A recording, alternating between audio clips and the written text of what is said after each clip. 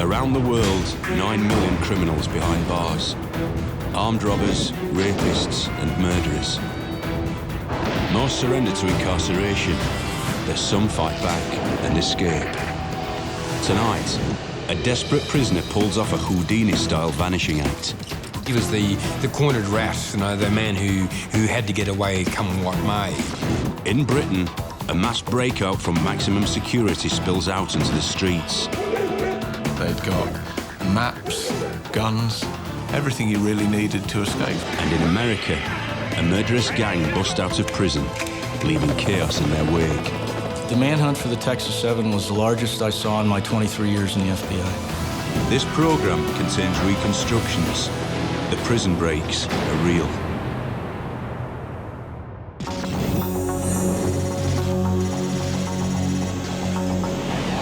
Whitemoor Maximum Security Prison, Cambridgeshire, England, 1994.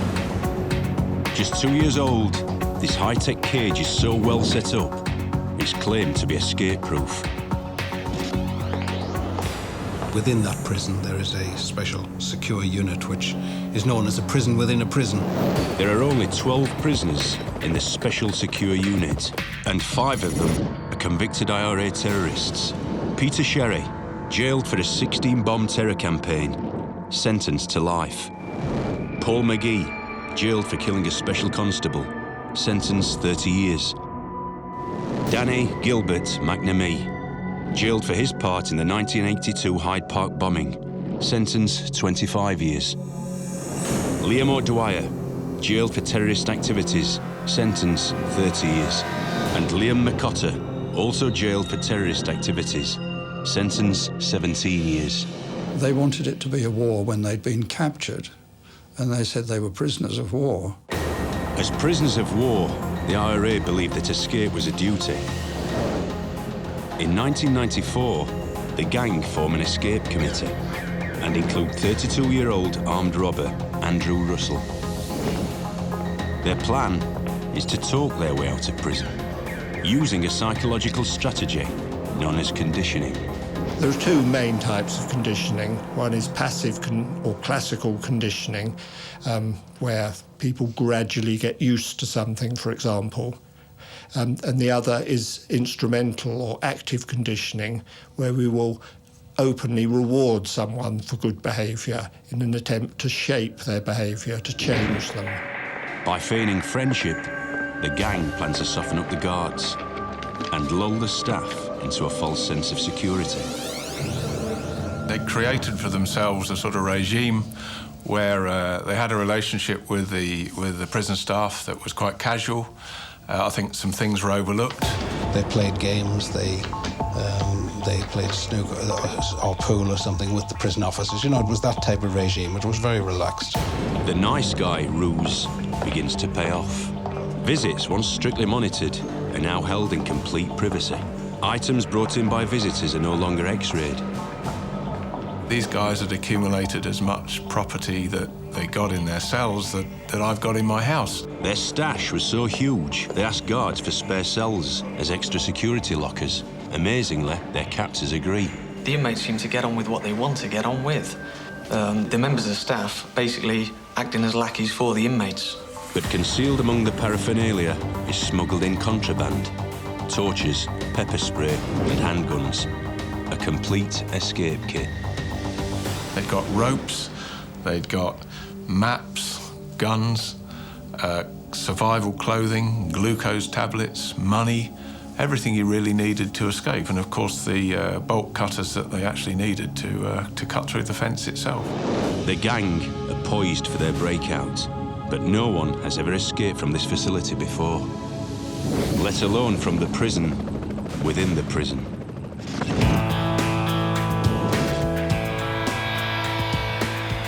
Australia, 2006. Just 3 miles south of world-famous Bondi Beach is Long Bay Hospital 1. Holding 120 psychiatric prisoners, the maximum security facility is in lockdown 18 hours a day. Long Bay Hospital is a stark place. It's a concrete brick dungeon. If you were a healthy person in the first place and you remained in one of those cells for 18 hours a day, locked with, in fact, nothing in your cell at all, I'd be very surprised if you remained a sane person after that. As a danger to themselves and the general public, prisoners are often medicated and sedated. If you put people who are already mentally ill in such conditions, then it's a recipe for a disaster, and the level of mental illness there is quite horrendous. Held within walls is 36-year-old Robert Cole. Jailed for rape and armed robbery when he was just 18, Cole had spent most of his adult life in prison. He is now held in the prison hospital at the governor's pleasure. He's had 18 years, and I think the most he's ever spent out of prison was probably 3 months. And that's the sad situation. I mean, he came out, he was a chronic heroin addict. He could not cope with the outside world. He was distraught, he was concerned. He also felt that he didn't have anything in the future, had a sense of desperation. So for him, he was the cornered rat, you know, the man who had to get away come what may.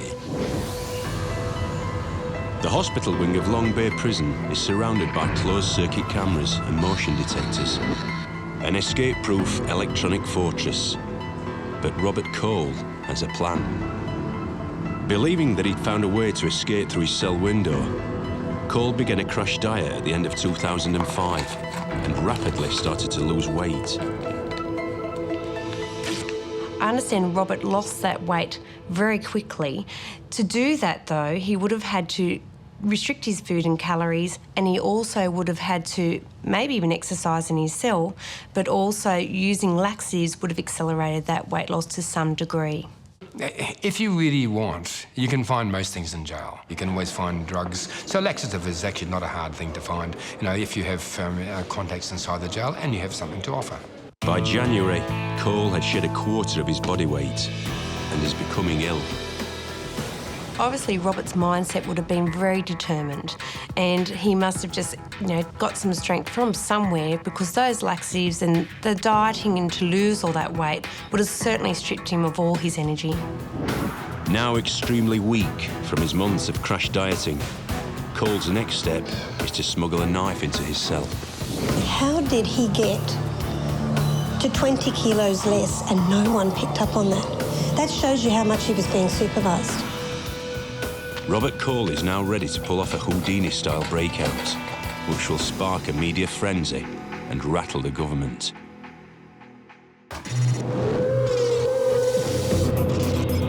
Karnes County, Kennedy, Texas, 2000. The John B. Connolly Maximum Security Prison. It's a tough prison. Prisons in Texas are tough. No prisoner has ever escaped, but 7 inmates are planning what will be one of the most sensational breakouts in US history. The ringleader is 30-year-old George Rivas, a ruthless armed robber and kidnapper, serving 18 life sentences, totaling 99 years. Rivas had a long criminal history, and his crimes, as I realized as I studied him, were generally characterized by meticulous planning. Rivas has had enough of prison. He figures he's got little to lose by breaking out. There's a saying in the prison. It goes, I'm sick and tired of being sick and tired. I got to that point. I didn't want to die an old man in prison. But Rivas' escape plan requires assistance. He picks 6 of society's lowest dregs to help break him out. Patrick Murphy, serving 50 years for rape. Joseph Garcia, 50 years for murder. Child abuser Randy Halprin, 30 years for beating a baby so severely he broke its arms, legs and skull. Larry Harper, 50 years for raping 3 women in 6 months. Michael Rodriguez, doing life for murdering his wife. And Donald Newberry, 99 years for multiple armed robberies. The amount of time that everybody faced made them commit the act to get out of prison. A ruthless gang of criminals, both dangerous and determined, they came to be known as the Texas 7. Take away hope from men, you give them an initiative, and They are practically unstoppable. Revis figures the best way to escape is through the maintenance workshop. The plan was to overpower their supervisors. The plan was to get guns. The plan was to get out of prison. Workshop supervisors are civilian prison employees. Civilian workers are not armed. Revis sees this as the weak spot in the prison security system. It was not unusual for us to be left alone, 4 or 5 of us, with 1, maybe 2 maintenance workers. December the 13th, 2 weeks before Christmas. The 7 get the chance they've been waiting for. They executed the plan during the noon hour and during the time that there was a Christmas party going on, so security was a little bit down at that time. Normally, inmates are locked up at lunchtimes, but today they asked to stay and wax the floor. The 7 are now alone. Patrick Mozigemba is the only supervisor, an unarmed soft target. For the gang, from this point on, there's no going back. We wrestled him to the ground. I was the one talking to him, trying to tell him, just, look, nothing's going to happen to you. He kept asking me, what are you doing? Why are you doing this? Essentially, I told him the truth. I said, I want to go home. I don't want to die here. Holding a homemade knife to Patrick's throat, Revis threatens to kill him unless he cooperates. He was struggling a lot. He was the biggest of them. And someone, maybe overzealous, hit him. Patrick is stripped of his uniform, bound and gagged. Minutes later, civilian shop supervisor Alan Camber comes back from his lunch break. As the other supervisors straggle back, they are overpowered. Sometimes they came in 1 at a time, sometimes 3 at a time. One by one, they are bound and gagged. Their IDs, cash, keys, and uniforms taken. I think there were 13 that actually finally came in there. So far, everything has gone exactly to plan. But to get outside the prison walls, the Texas 7 must overpower armed guards. And to do that, they need guns.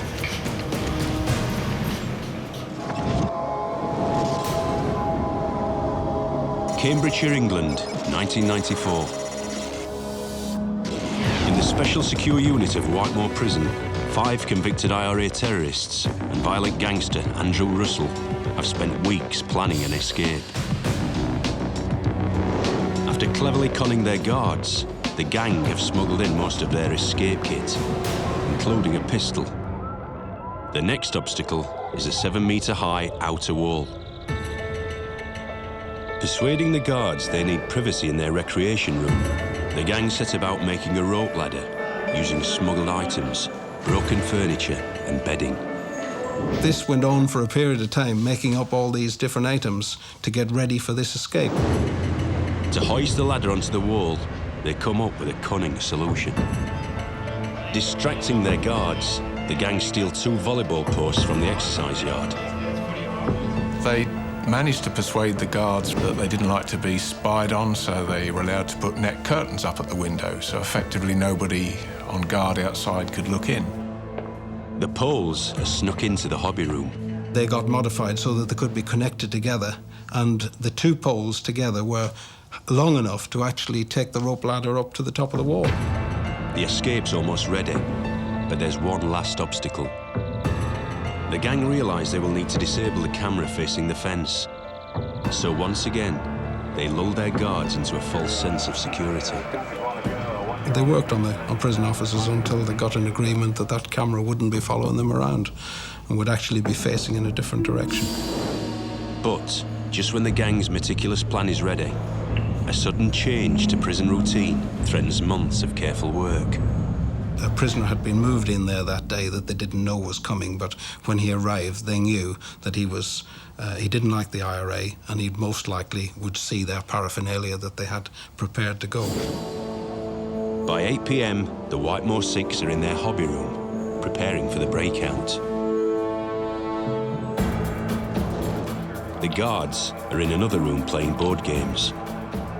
Totally unaware, their charges are planning to disappear from under their noses. We know that the prison officers in the Special Secure Unit control area didn't know anything was happening. They were totally oblivious. Under cover of darkness, the gang breached the first fence surrounding their special unit. Once through, they encounter the second fence. As soon as they start cutting that fence, because it's got an alarm on it, that alarm sounded in the control room. All stations, escape in progress. Secure unit. All stations, escape in progress. The cameras automatically turned onto that area. As the security cameras now focus on the breakout, the incredulous guards can only watch as the Whitemoor 6 hoist their makeshift ladder onto the 7-metre outer wall. One of the prisoners had a gun, and he was on the top of the fence. And as the first officer, John Kettleworth, made an approach towards them, a gun was fired at him. He was hit in the chest, in the abdomen, and knocked to the ground. Having shot an unarmed guard, the gang are now desperate to get off the wall. As the alarms sound, Whitemoor Prison is now on high alert. As perimeter guards and their dogs attempt to stop the escape, they're forced to keep their distance. They couldn't get too close because they were being threatened by one of the prisoners actually pointing a gun in their direction. And they knew he'd already fired it once, so they were very brave to even stay in the area because we don't have armed prison officers in our prisons here in England. Incredibly, all 6 escapees are now outside the prison and literally on the run. The unarmed prison officers are powerless to stop them. Faced with a prisoner with a gun that's already shot one of their colleagues, it's quite understandable that they would keep their distance. What the escapees did was they used some pepper spray that they got, threw that towards the dogs so that the dogs couldn't come after them. As the gang escape into the night, 6 armed and dangerous criminals are loose in the sleepy village of Westra. Sydney, Australia, 2006. Inside the hospital wing of Long Bay Prison, Robert Cole, on a self-enforced crash diet, has rapidly lost a quarter of his body weight. I believe Robert Cole must have been feeling horrible. Overuse of laxatives will make you feel nauseous, tired, dehydrated, bloating and terrible flatulence, so he would have been feeling quite horrible. Undeterred by his constant nausea, Cole has smuggled a knife into his cell and removed the glass from his window. Silently, he begins to carve away the brickwork beside the bars. Unbeknown to the prison officers, of course, and during that period, he was slowly trying to slide through the bars and see whether it was actually possible for him to get through. And he discovered by chipping, and chipping hit his body, he actually found a formula. A formula that includes the physical and chemical makeup of the very bricks and mortar which hold him prisoner. Mortar in the olden days was made with lime instead of cement, which means it's much more affected by the weather. So the proximity to the coast of those bricks and mortar would mean that it was a lot more friable and affected by the salt, so it would be easier to wear away over time. Whether Cole has calculated this weak spot in the prison's armour or just struck it lucky, he spends weeks scraping an escape passage. Finally, in the early hours of 18th of January, and still undetected by the guards, Cole's escape hole is ready. He creates a dummy in his bed by filling his pillowcase. But to escape, he still has to overcome the prison wall, a security fence, and a high-tech ring of electronic security systems. Karnes County, South Texas, December 2000.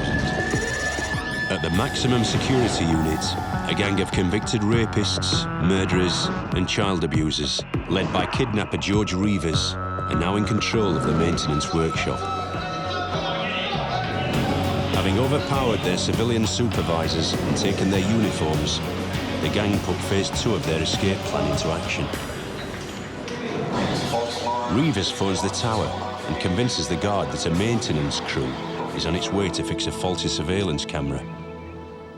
I spoke the talk, I guess. I talked the talk, walked the walk with it. Believing that Rivas is a genuine staff member, Officer Vernon Jansen buys his story. Masquerading as a maintenance supervisor, Rivas brazenly passes armed guards as he heads to the tower. I kept on walking, saying I was going to the tower to go take measurements for the monitor. I walk up there. I had never seen that officer before. He was an older man. And I looked around, and there's a holster with a revolver sitting on a table. I said, "Is that loaded?" He said, "Yes, it is." And I got the holster with the revolver, and I told him, "Listen, I don't want you to get hurt. Just cooperate, and everything's gonna be all right." At gunpoint, Rivas forces the guard to have the gates opened as the rest of the gang casually climb into a prison maintenance vehicle. We have 4 hiding underneath. 3 of us are up front. Just drive right out. Incredibly, Rivas and the gang drive slowly out through the front gates past the unsuspecting guards. 7 armed and desperate felons are now loose on the streets of Texas. Do not approach these people. Contact law enforcement, whether it's us or any of the other agencies. Let us do what we need to do on this and get these people into custody. One step ahead of the massive manhunt, the gang drive to a nearby shopping centre, swap vehicles, and vanish off the police radar. It was a very well-executed plan. They had the cars outside. They knew exactly where they're going to go, the cars they were going to steal. It worked. Choosing to stick together, the Texas 7 drive 60 miles to San Antonio, hide out for 2 days, and then head for Houston. We were all ecstatic, honestly. We knew there was a serious manhunt, but every day was precious to us. The freedom of walking to the corner store and buying a soda, a newspaper, and the clerk saying, "Good morning, how are you?" It was absolutely beautiful. To afford their new lifestyle, the gang revert to their old ways. I had planned for us to rob, to get money, buy clothes, food, shelter, a vehicle, and purchase some IDs. First, they steal $10,000 from an auto supply store. Next, to stay one step ahead of the law, they rob an electronics store for police scanners and walkie-talkies. When we learned that they had police scanners, it affected the way that we communicated amongst ourselves, because we did not want to give out any information on those police scanners, on those police frequencies that would aid and abet the escapees. Continuing their trail of chaos, the gang called up a sporting goods store on Christmas Eve. The gentleman gathered us up to the front of the store. George Rivas pulled his revolver, said, "This is a holdup. This is not a joke." As the gang escapes with $70,000, stolen guns and ammunition, they are confronted by Officer Aubrey Hawkins. I fired 1 round first at his right shoulder. Now I cursed. I screamed at him and cursed for him to raise his hands. Officer Hawkins dies in a hail of bullets, shot 11 times. And as if to send a message to those pursuing them, they then pulled his body from his car and ran it over with their getaway vehicle. The really sad part to me is he answered that call while having Christmas Eve dinner with his wife and 9-year-old son.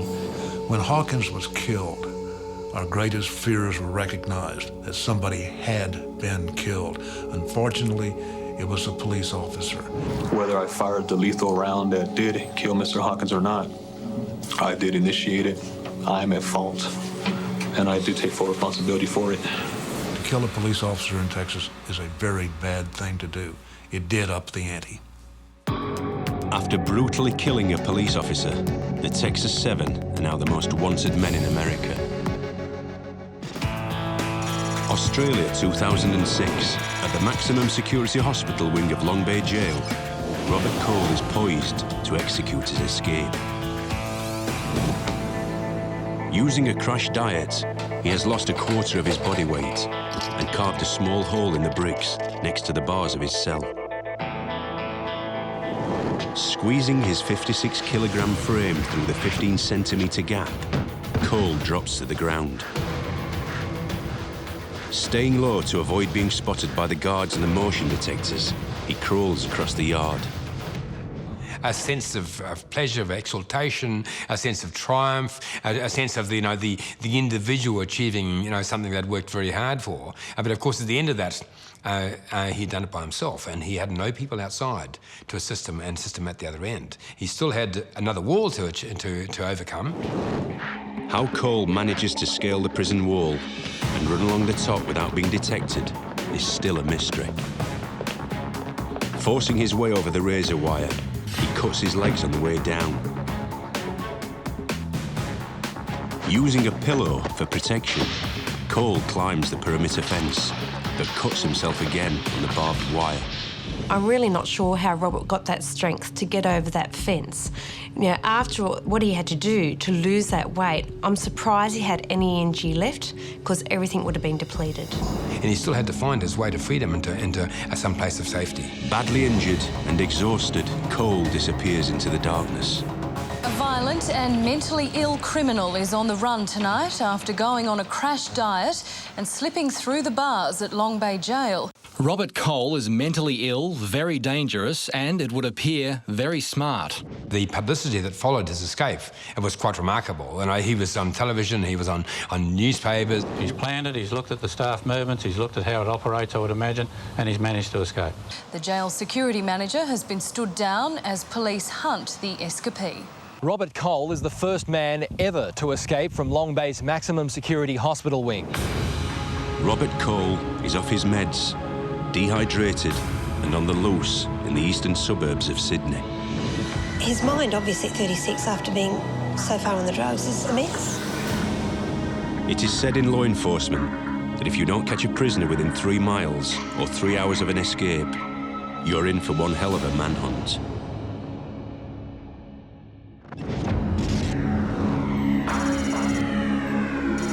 At Whitemoor prison in England, 6 dangerous prisoners have escaped from the special secure unit by scaling the wall using a homemade rope ladder. I would think the whole escape took about 10 to 15 minutes before they're running along the outside wall. Having already shot a guard, the gang flee. Amazingly, their every move is captured on prison security cameras. Prison officers in the UK are not armed. Faced with a prisoner with a gun that's already shot one of their colleagues, it's quite understandable that they would keep their distance. And all they can do now is actually follow them at a slow pace. And you can see from the video that the dogs are even confused as to who's the enemy, The chasing guards tackle Paul McGee as the remaining escapees run for cover. Their plan was to obviously get away from the lights of the prison, get out into the open countryside, and where they were heading was towards an old disused railway line. Right, firearm was used, prison officer's been shot. As the manhunt swings into action, a police helicopter is called in to hunt down the gang. Something we can come into our own and serve assistance with the night sun, which is the searchlight, and the thermal image camera, which will be very good in that dark area, which is also very cold, and hot bodies should show up very well. On the ground, police are being rapidly deployed to attempt to corner the gang near the disused rail line. The police had arrived at that location. This was now dark. They had searchlights with them. They shone the searchlights and saw these prisoners coming towards them. They shouted at them to get down. Just 15 minutes after their breakout, Liam McCotter, Daniel McNamee and Andrew Russell are recaptured. Authorities must stop the armed and dangerous Peter Sherry and Liam O'Dwyer from reaching the main road, where they will disappear from the thermal imaging screens. Yes, received. Do you want the light there, or what we'd like to do is try and sweep search and try and contain the area as much as possible before they get a chance to get us outside the area? In Dallas, Texas, 7 dangerous escapees have been on the run for 2 weeks. The manhunt for the Texas 7 was the largest I saw in my 23 years in the FBI. During an armed robbery, the gang killed Officer Aubrey Hawkins. It was such a brutal killing. They pulled him out of the car, shot him multiple times, ran over him. Now, as cop killers, the Texas 7 are being pursued by every law enforcement agent in the country. A police killing in this country is looked on as about the most serious crime there is, and everybody really pulls together. Hoping to throw their pursuers off the scent, the Texas 7 flee over 800 miles north to Colorado. No one expected Colorado. Everyone expected us to go to Mexico. They'd gathered guns and ammunition along the way. They'd stolen, I think, 16 weapons at the prison, but now they were into high-powered weapons, weapons that could defeat body armor. On January the 1st in Colorado Springs, a group of men check into the Coachlight RV park. They said they were missionaries from Texas and had gone to California and were working their way back to Texas, and they all kind of portrayed that part. The men appear to be living totally normal lives.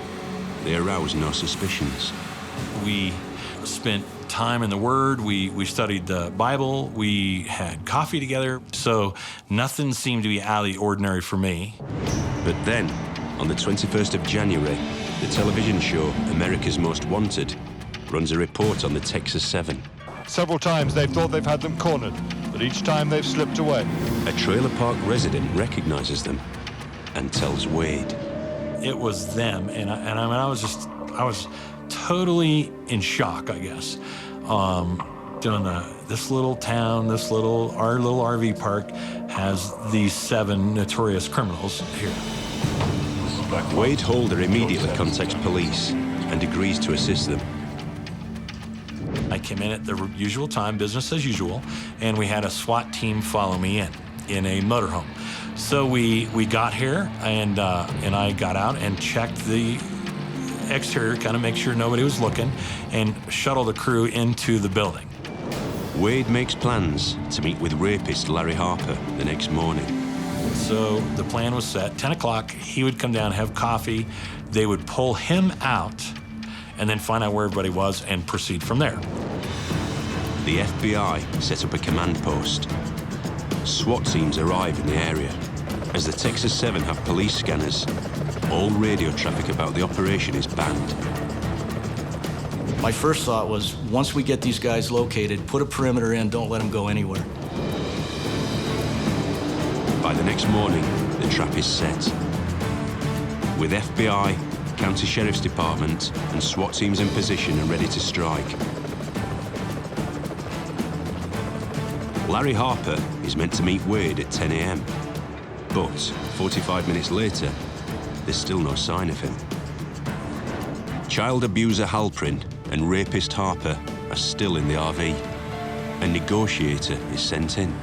He began calling on the bullhorn, "We know you're there, you're surrounded, and there really is no hope." Halprin surrenders, but Harper stays inside. We were attempting to negotiate him out, and during the negotiations at 12:40, we heard a gunshot. And we knew he'd taken his own life. The SWAT team storm the RV. They find Larry Harper dead, a self-inflicted shot to the chest. Next to his body, an open Bible and a letter of apology to his family. At the same time, another SWAT team surround Rivas, Garcia, and Rodriguez as they climb into their car. There was a man in front of me with a AR-15 pointing right at my chest. Car was still on, it was in gear, I had my foot on the brake. But as they pulled these subjects out, literally weapons were falling out of the vehicle. The subjects admitted that had they had an opportunity to get to their weapons, they would have shot it out. Rivas, Garcia, and Rodriguez are taken into custody. The reason we did this is because we didn't want to be in prison anymore. And here we are going back again. With 1 now dead and 4 captured, it was only 2 that were still on the run. We do have a trail now. We do have leads that we can follow up. And we're not that far behind them. They only had a few hours head start on us.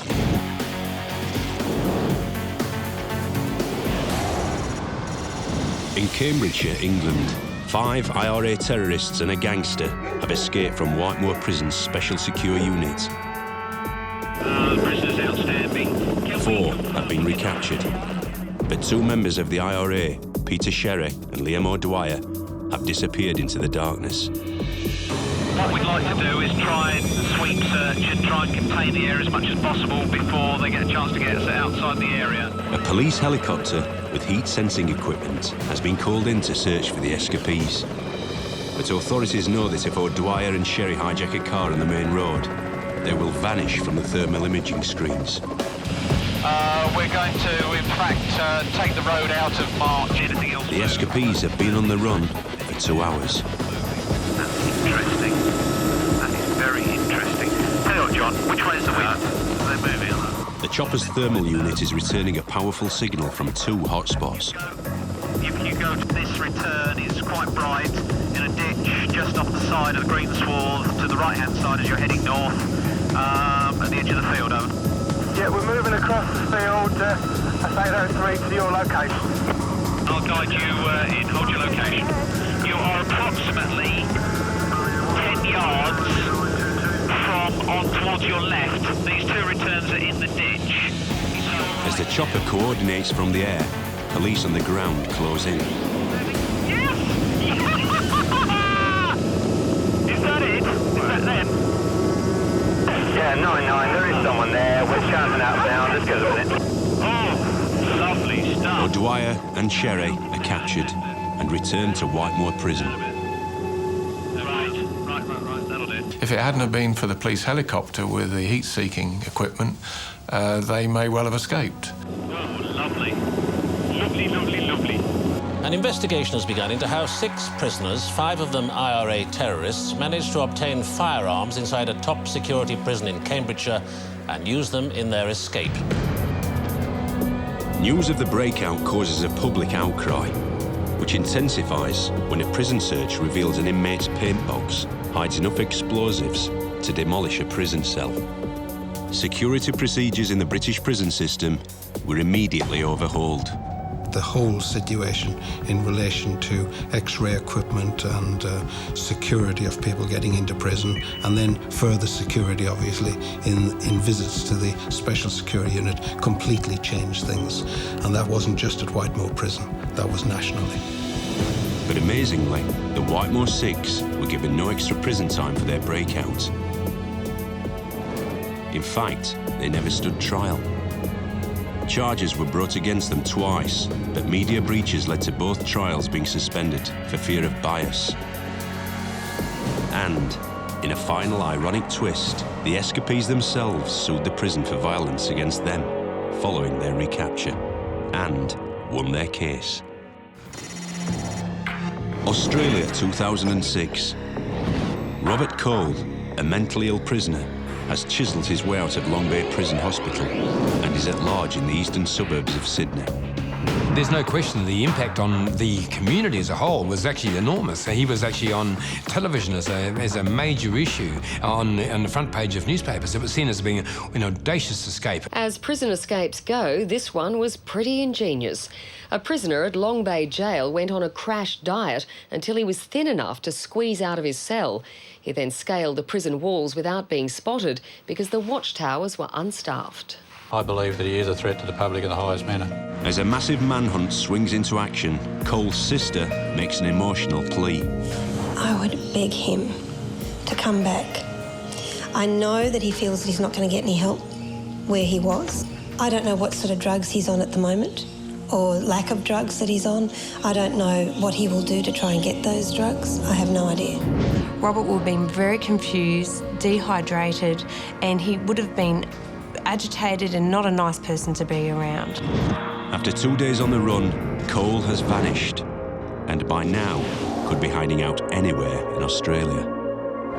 And no doubt the general community was concerned because he was a person who was accused of a sex an offence, who was on the loose, and I don't doubt at all many people were concerned, locked their doors and made sure that they weren't walking in the evening. It would have affected people's lifestyles. On January the 21st, 3 days into the manhunt, police receive information that Cole has been brazenly walking the streets just 3 miles from the prison. We have intelligence suggesting that he has been in the Bondi area since his escape.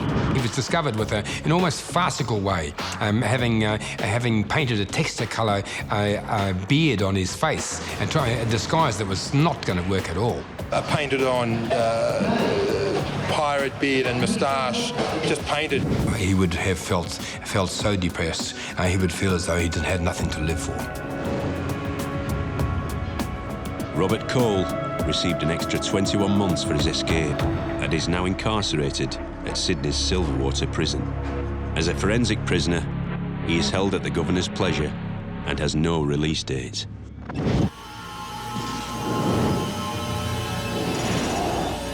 Colorado Springs is in a state of chaos as the FBI hunt down the Texas Seven. After the suicide of convicted rapist Larry Harper, 4 of the gang have been recaptured. But rapist Patrick Murphy and armed robber Donald Newberry are still at large. Those 2 are still on the run, heavily armed and extremely dangerous. As authorities continue their search, a tip-off leads them to a brown van in a restaurant parking lot. This morning around 6 o'clock, this vehicle was detected by employees of the Hungry Farmer. Now, in conjunction with the federal authorities, they have confirmed that this is in fact the vehicle that the fugitives had been using. Murphy and Newberry have slipped through the police cordon as the FBI widen their search area. I worked at the Holiday Inn Garden of the Gods. I checked someone in last night. Okay. Are they still there? Yeah. We were just, it kind of looks suspicious. Police determine it definitely is the 2 remaining escapees, Murphy and Newberry, hiding out in a room at the Colorado Springs Holiday Inn, just 2 blocks from where the van was found. They knocked on the door and said, "We're with law enforcement, we know who you are," and then started negotiation. The duo threatened to come out shooting if their demands aren't met. These 2 guys were armed to the teeth with weapons. At any moment, they could explode. They want their say on local television station KKTV. A phone interview is organised with anchorman Eric Singer. Newberry uses his airtime to criticise the Texas penal system. I've done crime, you know, got to face the music. But they're giving kids so much time that their life is gone. Now all they are is a roach in a cage. Things have to be changed. There needs to be more rehabilitation in the system down there. You know, couldn't even go to college. Come on, where's the rehabilitation when you can't even help yourself? Donald Newberry was a rebel without a cause. He had felt he'd been wronged by the state of Texas. He'd felt that his life had turned into this. When the interview ends, Newberry and Murphy give up without a fight. Handcuffed and heavily guarded, Donald Newberry and Patrick Murphy Jr. walked out of a Colorado Springs hotel and back into reality. We feel extremely fortunate that this happened without any injury to anybody. That was our objective from the beginning. For the murder of Officer Aubrey Hawkins, all 6 remaining members of the Texas Seven received the death sentence. With the death of Mr. Hawkins, a death sentence to me, I feel personally, is fitting. I deserve it then, so I'm not going to fight it. On the 14th of August 2008, Michael Anthony Rodriguez was executed by lethal injection. The 5 other members of the Texas Seven await their fate on death row. Next time, in Australia, a violent gang smashed their way out of prison. Was capable of really what we'd call true evil. In Britain, a sleepy village under siege by 3 murderous criminals. These people had capacity to do harm. And in America, a Spider-Man-style breakout. You're 85 feet from the ground and you're on a rope that you made out of bed sheets. You don't know it's going to hold you.